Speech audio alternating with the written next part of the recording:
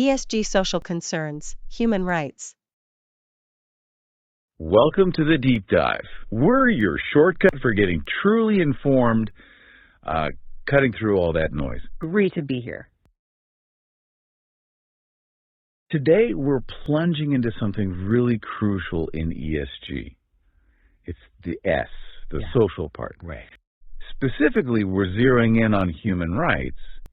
It often feels like this hidden piece, doesn't it? But it's fundamental. It absolutely is. And it's interesting because human rights aren't just some factor within ESG. They are global standards. Okay.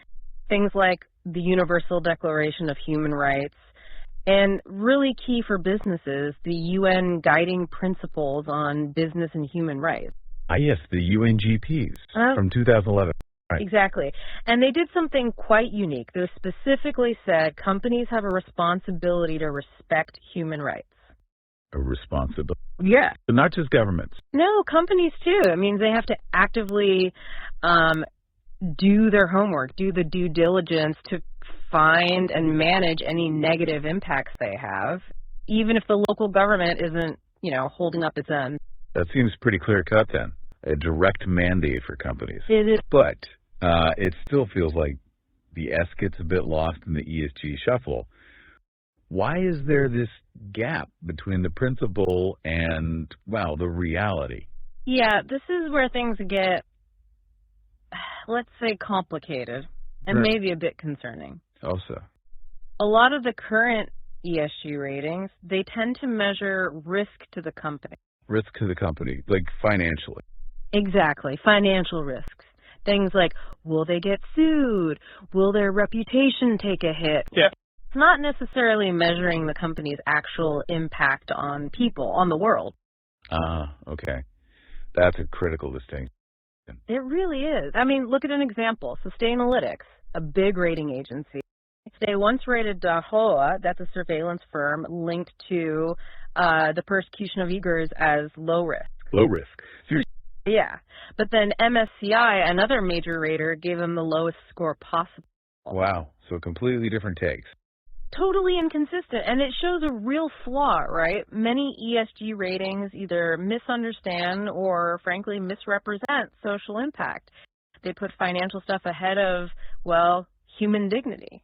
You see tech companies getting high ESG scores just because their carbon footprint is low, even if their human rights record is questionable. Right.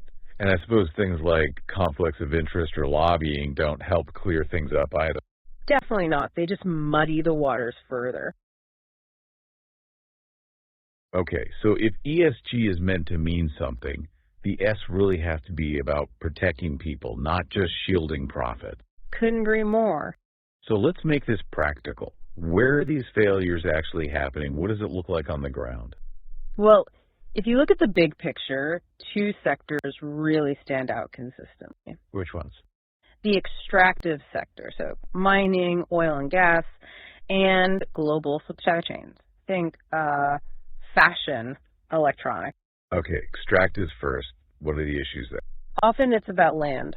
Disputes over land acquisition, especially involving indigenous peoples. There's this key principle, free, prior, and informed consent, or FPIC. FPIC. And it's often ignored.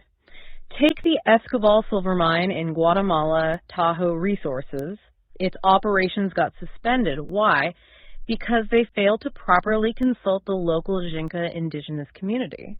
So a direct consequence of not respecting rights.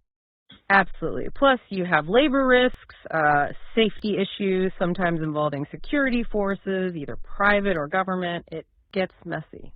And the supply chains. You mentioned fashion. Yeah, supply chains are notoriously opaque. Lack of transparency is just rampant. Making it hard to see what's really going on. Exactly. The garment industry is a classic example. You find sweatshop conditions, people fired for trying to unionize, gender discrimination, and still child labor and forced labor. Still. How widespread is child labor now? It's staggering. The ILO, the International Labor Organization, estimates about 1 in 10 children worldwide are in child labor. 1 in 10. That's 160 million kids aged 5 to 17. And the really worrying part, progress on ending it has basically stalled since 2016. Stalled. But wasn't the UN goal to end it by 2025? It was, and is. But we're going backwards, or at least not forwards. And these complex supply chains, with all their different tiers, make it incredibly hard to spot these abuses, let alone fix them. It's clear that just checking boxes isn't enough. We need to get to the root causes. Definitely. So, what's the path forward then? How can companies actually do better on human rights? It really starts with a shift in mindset. You know the UN's 2030 Agenda for Sustainable Development? With the Sustainable Development Goals, yes. Right. It has those 5 P's people: planet, prosperity, peace, and partnership. That gives a pretty holistic way for companies to think about their role, how they engage with communities, especially indigenous groups. Okay, that's the framework. But practically, what's the tool? The core process is human rights due diligence, HRDD. HRDD, like financial due diligence, but for human rights. Precisely. It's a systematic way for companies to identify, prevent, and then mitigate their negative human rights impacts. It should be just as rigorous as managing financial risk. And are there standards helping companies do this? Yes, definitely. For instance, the GRI, the Global Reporting Initiative, which sets major standards for sustainability reporting, they've updated their universal standards now. How so? They fully bake in human rights reporting, aligning it with those international guidelines like the UNGPs. And this also helps companies get ready for mandatory HRDD laws that are popping up around the world.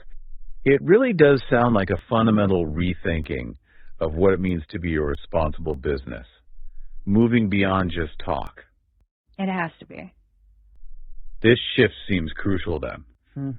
Embedding human rights not as some side issue or compliance task, but right at the core of how companies operate. Absolutely. And maybe that leads to a final thought, something for you, our listener, to consider. Go ahead. Well, we're seeing access to capital, investment money being framed more and more as a privilege, not just a right. Investors, regulators, they're demanding more.